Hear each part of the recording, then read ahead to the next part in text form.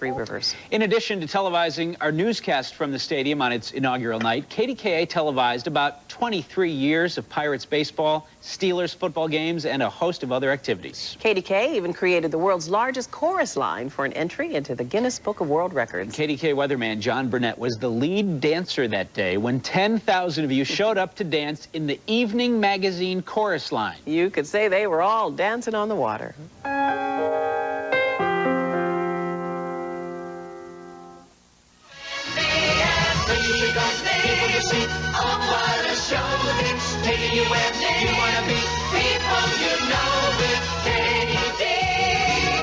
The chorus line was probably the biggest promotion that Evening Magazine ever took on, and we did a lot of big promotions over the years, but this was for our 10th anniversary special, and the idea was to try and get into the Guinness Book of World Records and create a good promo, and at the same time, you know, some goodwill in the community. You're going to say K and put the hat down on your right hip. K. Oh, I'm sorry, left hip, left hip. I just remember turning around and looking behind me and thinking, you know, this is outside of a sporting event, a football or baseball game, this is the biggest crowd I've ever been in. It was something. And I, stepping out side by side when evening comes, the world goes by for me and you.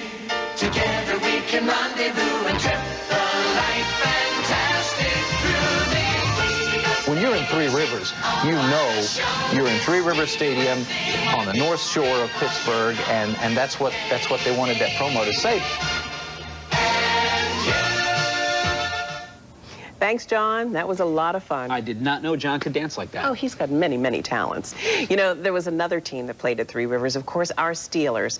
One of the more popular players was former linebacker Andy Russell. Yeah, now he was never one of the speed demons on the team, so when he picked up a fumble and ran over 90 yards for a touchdown, that is something to remember. Here's Andy now to share one of his favorite Three Rivers memories.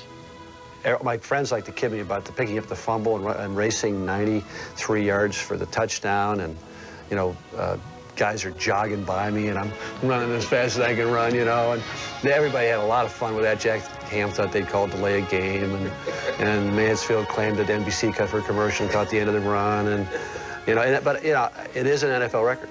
What is? The 93-yard fumble recovery. Oh, it's still the most elapsed time in any single play.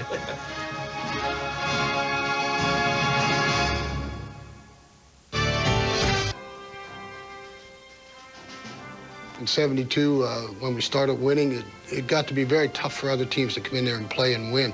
And they knew it. And, you would be going out on the field. You wouldn't even be on the field. You'd just be going through the tunnel to the field. You could hear the fans. I mean, it was they were screaming before you came out of that tunnel. And it was tough for other teams to come in there and try and beat us there. Dick Hoke is right. It's the fans of the black and gold that give the teams at Three Rivers Stadium the real hometown advantage. All three of Pittsburgh's professional teams wear black and gold, and even though one of them has never played at Three Rivers, they created some memorable history of their own on the turf at Three Rivers, passing the cup. 40,000 people called off sick from work or school in June of 1992. They all had the same affliction. Penguin fever. When the Pens captured the Stanley Cup that year, fans from our hometown turned out to help them celebrate at Three Rivers Stadium. Our heroes were humble as they paraded around in convertibles and took time to share their excitement with their fans. I'm so happy I can play in Pittsburgh because we have a good team and we are the greatest fans. Thank you. It was a great celebration for a team very worthy of praise. Of course, now that Mario's back, maybe we'll have to hold the Stanley Cup celebration at one of the new stadiums. Hopefully that will be this June. Yeah. Now, other events Three Rivers Stadium hosted were of a more serious nature. Here's Lynn Hayes Freeland to tell you more about the events at Three Rivers that were designed to praise the Lord.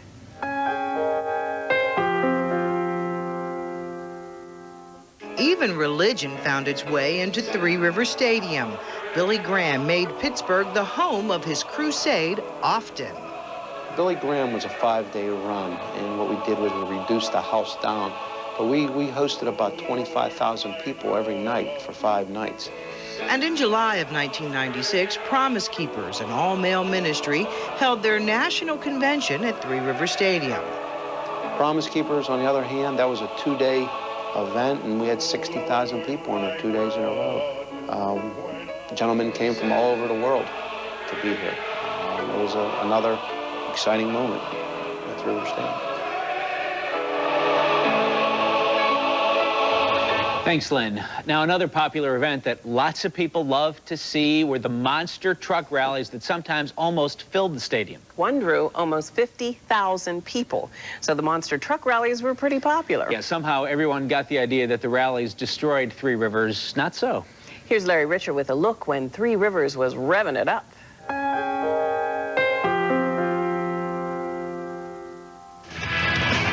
They've ripped and roared through Three River Stadium. They've shown off raw power and speed. They've drawn crowds up to 50,000 to gape at their magnificent strength. Monster trucks found a fitting home in the City of Steel, in a venue capable of holding a larger crowd of spectators than most indoor facilities. A lot of muscle was behind the preparation for these huge events. Crews came in days before to lay tarp over the turf and fill it with mud.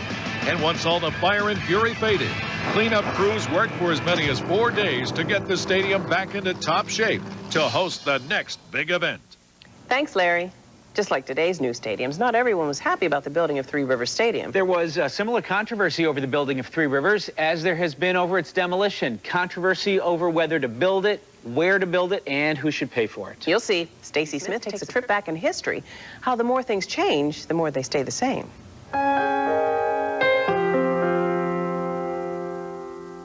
Three River Stadium may be 30 years old, but the idea for it was born 12 years before it actually opened.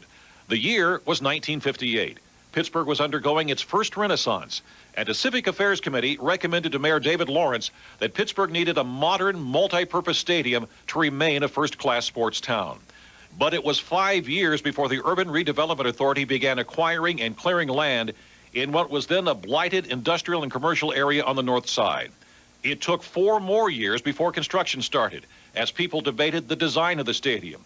The original plan called for it to be open on one end. There was also a debate over the multi-million-dollar price tag. Critics said team owners, not the taxpayers, should foot the bill. That sounds familiar. Ground was finally broken on April the 25th, 1968. The Pirates would open their 1970 season in a new stadium. Or would they? There were labor troubles, and black contractors protested for their fair share of work. There were also financial problems, and it was July the 16th before the Pirates finally began playing in their new stadium. Many of the same issues that plagued the construction of Three River Stadium are now dogging its demolition and the construction of PNC Park and the Steelers' new stadium. When Mayor Sophie Masloff proposed a baseball-only park for the Pirates in 1991, she was roundly criticized.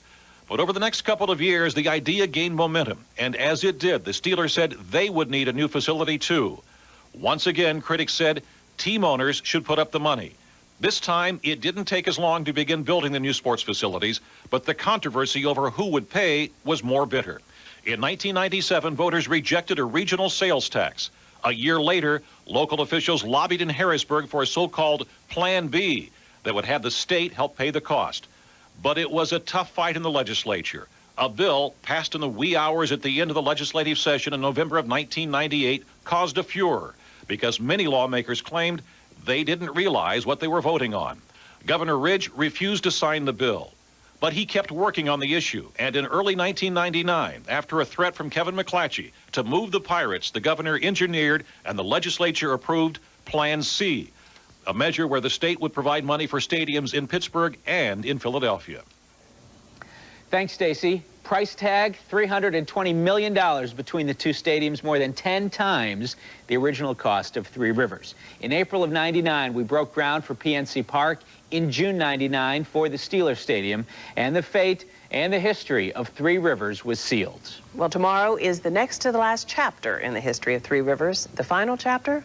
What happens to the debt that's left on the stadium? A little later on, Paul Martino will have a story on the real final chapter. You know, the Steelers are black and gold. The Pirates are black and gold. Well, one day, Steelers color announcer Myron Cope walked into the stadium after some interior decorator started to redesign it, and he couldn't believe what he saw. Here's Myron with Where's the black and gold?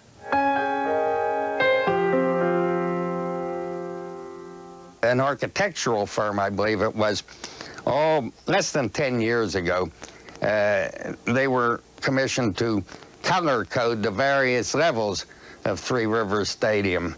And I walk into the tunnel down in the bowels of the stadium, the tunnel off which are the Pirates' locker room, the Pirates clubhouse, and the Steelers' dressing room. And this tunnel, which was black and gold before, is now the colors of the Dallas Cowboys, silver and blue, identical to the Dallas. What the heck is going on here? And I get the answer, well, they're color coding the different levels of the stadium. And so first thing I did is I yelled for a cameraman out at the station to get down there. And I did a piece standing there, you know, going nuts about what the heck with the blue blazers, it's the Dallas Cowboys. So it was repainted very quickly.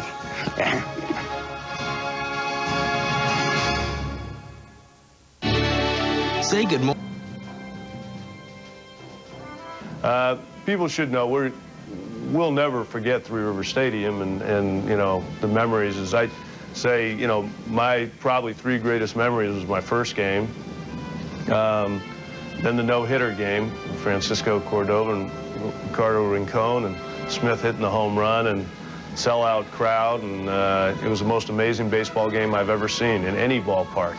And the final memory for me was the last game that we played there, and having all those Pirates, ex-Pirates, come out on the field, and then at the end having Willie come out, it was a moment that I'll never forget. So there are a lot of emotions. You know, I don't want people to think we don't have any, because we do. It was a great run there, and we're excited about going over to PNC Park. Pirates owner Kevin McClatchy is definitely looking forward to the season opener at PNC Park. And he's right, our memories will last forever. Now, another event turned Three Rivers Stadium into the world's largest movie theater when Angels in the Outfield debuted there. It was another exciting event that was sports-related, but not really sports. KDKA Hometown Advantage sports reporter Paul Alexander takes a look at a movie premiere that was a night when the Three Rivers soared on the wings of angels.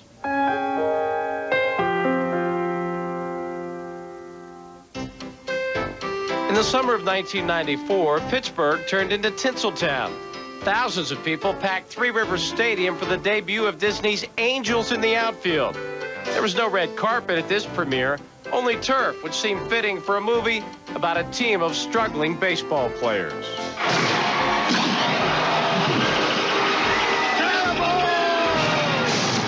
Crews worked endlessly to set up for the big event. When we had the opportunity to be a Hollywood premiere site, it's something we just couldn't turn down. It's just too good for the city. And when the credits rolled, 35,000 people went down in history as part of the world's largest movie premiere. Thanks, Paul. One of the things that many people find confusing about Three Rivers Stadium is the fact that although it cost about $35 million to build 30 years ago, we still owe about $48 million on it. Here's Paul Martino to tell us why as we say goodbye in Can You Spare a Couple Million?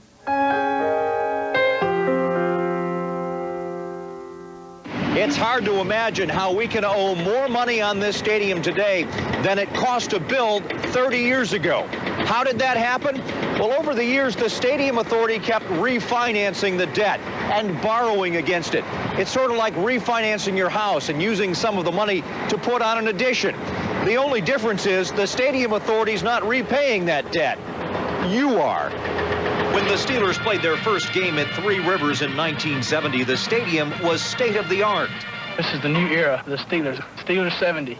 It's not like the old Steelers, believe me. The price tag was something new, too. $35 million.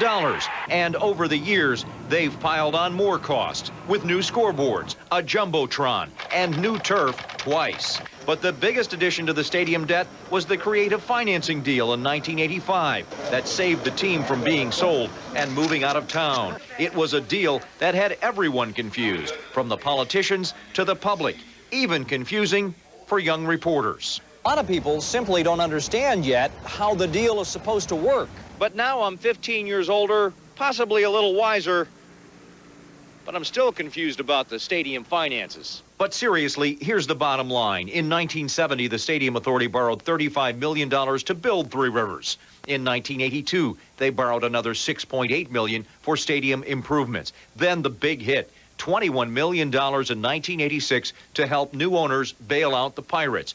Add it all up, and there's still more than $26 million owed on stadium bonds. The county sales tax will pay off those bonds by 2010. The Stadium Authority still owes the city another $22 million for so-called operating grants that city taxpayers coughed up over the years. That money may never be paid back. If you think you paid too much for Three Rivers Stadium, consider this. The price tag on two new stadiums here on the North Shore, $500 million. And the new arena for the Penguins can't be far behind. Paul Martino, KDKA-TV News. Thanks, Paul. Next up, KDKA Hometown Sports Advantage anchor John Steigerwald takes a look at the history of the Steelers at Three Rivers. And later on, Dave Crawley will wrap up our show with an ode to Three Rivers. You can kiss it goodbye. Right now, here's Steelers owner Dan Rooney with another Three Rivers memory. You know, I remember when Franco first came, we were playing the Vikings, and he ran to an end run along the Vikings bench on the opposite side where we all were. And I knew after that run sort of convinced me that we were going to have a good team and we were going to go far because they were a great team. We ended up beating them, but that particular play was sort of the thing.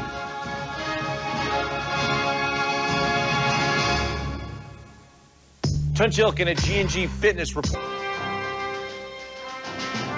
Picture of the defensive line, the defense, and it's coming from the viewpoint of the offense, and you could see the goal line, the goal post in the background, and it's snowing, and you can see all these guys in their posture before the team comes up, and there are a couple of guys talking around, and one guy's on his knee, and we're all there. And that's the feeling that I always have of Three Rivers Stadium, of just that picture and that stadium, and you can see the fans in the background, and they're waving. Joe Green, one of the people who made Three Rivers Stadium famous. He is definitely one of the people that made opposing teams afraid to walk through the tunnels and onto the turf. Well, KDKA Hometown Advantage sports anchor John Steigerwald saw most of the Steelers games at Three Rivers Stadium. And he saw a lot of games before they moved into Three Rivers. So he really has a unique perspective on the history of football at the stadium. Here's John with a look at the 30-year history of the Steelers.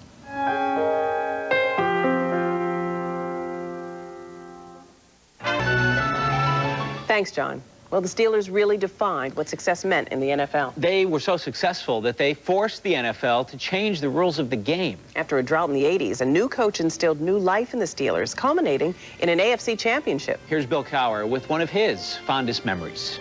After the 1995 AFC championship game, when the ball fell incomplete for us,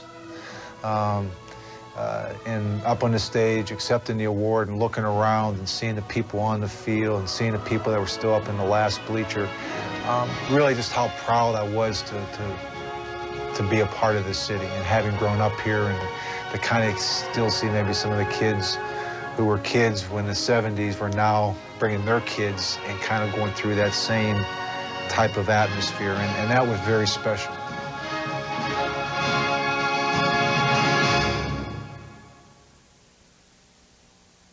You know H.J. Heinz Company for ketchup, pickles, and baby food. But did you know Heinz produces over 150 leading brands sold in... Runners on first and second. Vincent Wines kicks and deals. Griffey swings and scorches one into the gap of left center field. Giles giving chase, leaps. Oh, what a catch. Diving to his right to make a sliding grab in the grass. Who doesn't love baseball on the grass of PNC Park? Real grass. Another reason why PNC Park is built for baseball. Remarkable. He really tore into that grass.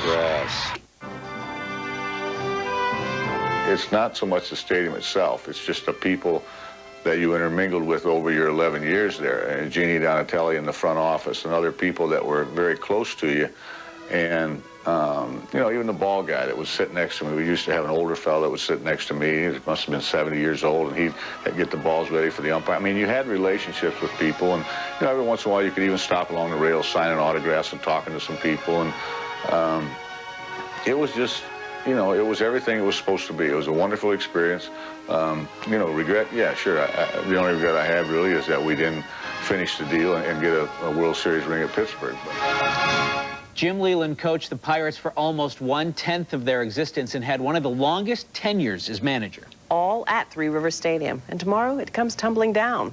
With it, a lot of memories, but hopefully most of them can't be taken away from us. So did you ever wonder how you go about imploding a stadium? Well, John Shumway did, and here he is to share it with you in our next story, Fire in the Hole.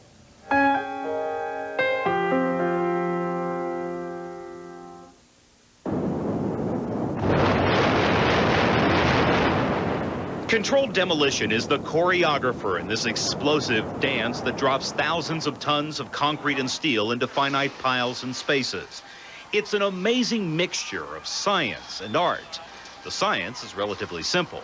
The building wants to come down. Right now it wants to come down, but the columns are holding it up. The columns are resisting gravity that's been pulling on the structure since it was built in the 70s. In other words, knock out the supports, and down it comes.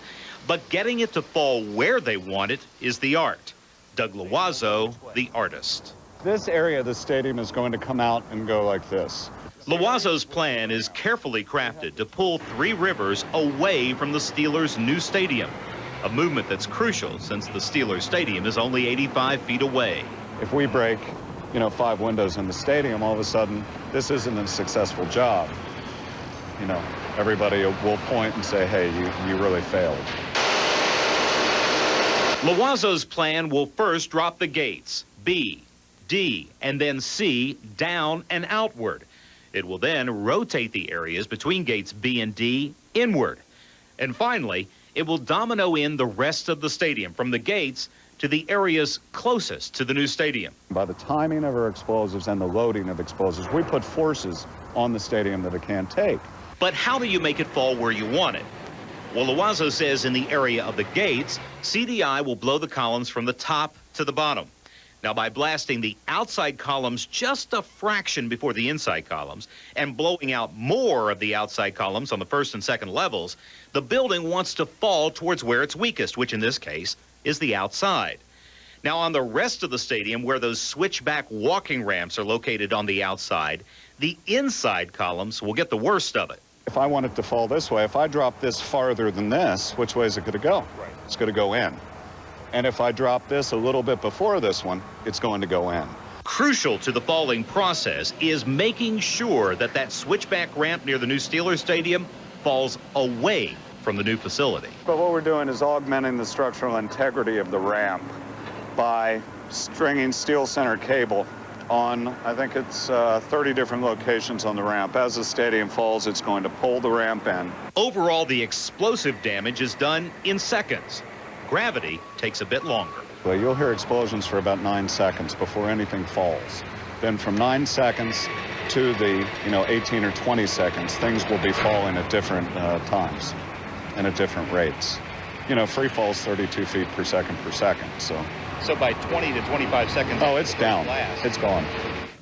Thanks, John. The most amazing thing about this implosion is that it's going to be visible from so many places around the point. City authorities expect Point State Park, Mount Washington, and just about every other vantage point to be packed with people. Well, coming up, we'll have some fond memories of Three Rivers Stadium and Dave Crawley's ode to Three Rivers, You Can Kiss It Goodbye. Right now, Chuck Tanner has a memory about one of the most recognizable characters to ever walk on the turf at Three Rivers, the Chief, Art Rooney. Here's Chuck Tanner. I think it was 1985. Art Rooney came down, and I believe his brother was with him that day. And he came and said, "How you doing, Chuck?" I said, "Fine, fine, everything's fine." And he told me stories how he bought the Steelers, and this was in the clubhouse. And then he said, "Chuck," he was getting ready to leave. He says, "There's one thing I want to tell you." He says, "I've seen all the teams come through here since the stadium started." And he said, "I want to tell you one thing. And I tell you this from my heart." He said, you're the best manager I ever saw in Three Rivers Stadium. Now, you think that doesn't give you goosebumps? When he left, I sat in the office there, and I had goosebumps, and I was like in awe. I said, oh, and Mr. Rooney said that? And that's something that's always, I have had in my head and in my heart. And I'm saying, I can't believe that he said that. But I know he meant it when he said it. And I never felt so good in my life.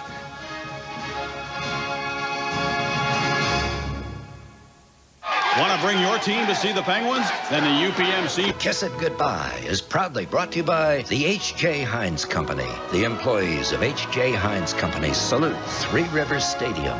By the Pittsburgh Penguins. For ticket information, just call 642-PENS. By McDonald's. We love to see you smile. By the Pittsburgh Pirates. Season ticket packages start at just $180. Call 1-800-BUY-BUCKS. And by G&G Fitness, Pittsburgh's #1 source for quality fitness equipment. If I had to, could catalog a good 24 major events at Three Rivers that I've witnessed, including the Ricardo Rincon, Francisco Cordova no-hitter, 10-inning no-hitter. The script was perfect with Mark Smith hitting the home run in the bottom of the 10th inning, sellout crowd, fireworks night, and also add to that the fact that I felt I handled the home run call, the end of that game, the way I would have wanted to. Lanny Fratteri has been calling Pirates games for over 25 years. At 81 home games a year times 25 years, plus the playoffs, that's over 2,000 games. I trust your math. I'm sure Lanny has a lot of memories, and so do our next guests who look back at some of their fondest memories. When I'd go to work, and when I'd go to play ball, I'd go down 79, and I'd see the green grass in Cranberry and Zionopol and Wexford.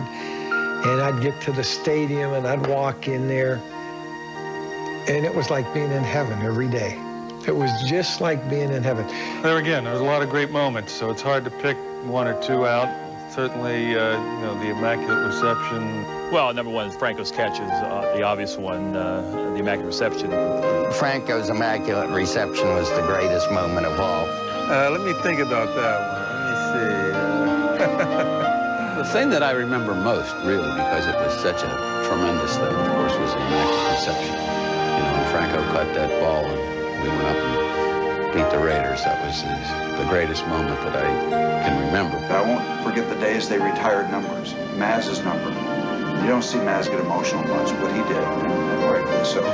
Willie, with that towel around his neck, won't forget that. Ralph Kiner came to town. Roberto Clementi's family coming to this ballpark, Three River Stadium, the spring after he died in that plane crash, and his family accepting his jersey from Dan Galvin. You don't forget those days. And I'm one of the few people, I guess, that you could say that saw it being built. I used to go over there and climb the ladders, going on every floor, and to see it, really being torn up, that was a little bit tough. And now you can go right through our offices and walk from the street to the field. And, it's just it's something to see. Some really great memories. We apologize if we missed your favorite memory, but we only had an hour to cover 30 years of one of the most exciting periods in Pittsburgh history. And so Three River Stadium will become a part of history tomorrow when it crumbles into a pile of rubble. We remind you, join us for our in-depth hometown coverage tomorrow morning starting at 6 a.m. Thanks for sharing our memories this evening. And now we leave you with Dave Crowley's ode to Three Rivers and the Gunners' favorite home run call, "You Can Kiss It Goodbye." In the city of steel, where Three Rivers meet, where visiting athletes went down to defeat, a stadium stands that has weathered the years. If you listen real close, you can still hear the cheers. There once was a time when she set us apart, when this aging arena was state-of-the-art, with stories unmatched by the London Palladium. You name it, it happened at Three Rivers Stadium. Arriba, arriba, the cheers rumbled down. Roberto Clemente was toast of the town. His 3,000th hit was a powerful blast. How could we know that this was his last? The lumber company tore 'em asunder. Ninth inning lightning and bats that roared thunder. When homers were hit, Bob Prince led the cry. Listen real close. You can kiss it goodbye. Goodbye, Elton John. Goodbye, Billy Joel. Goodbye to the legends of old rock and roll. For Promise Keepers, a spiritual leap, now this stadium has its own promise to keep. Demolition? The Steelers invented the name. Old friend will leave us, but memories will last. In the city of steel where three rivers meet, when the stadium crumbles to dust in the street, great moments will still bring a tear to the eye. Farewell, old friend. You can kiss it goodbye.